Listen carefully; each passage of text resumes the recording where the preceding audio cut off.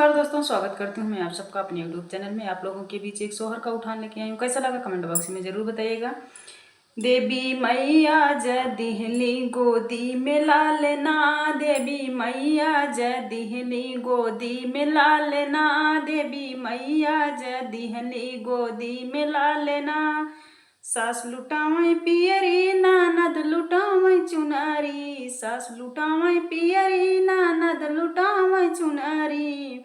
फिर भी जेठनी की लुगरी हैरान बाल माँ, फिर भी जेठनी के लुगरी हैरान बाल माँ।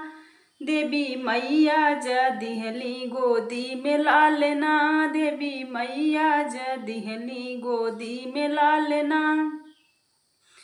सास लुटावै सोना ननद लुटावै चांदी, सास लुटावै सोना ननद लुटावै चांदी। फिर भी जेठनी के पितरी हैरान बाल माँ, फिर भी जेठनी के पितरी हैरान बाल माँ।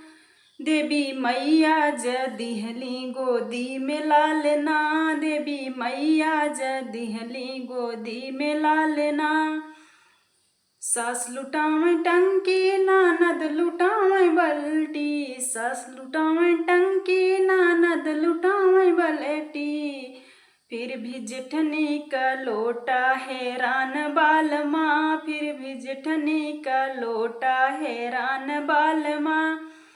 देवी मैया जय दिहली गोदी में लालना, देवी मैया जय दिहली गोदी में लालना, देवी मैया जय दिहली गोदी में लालना।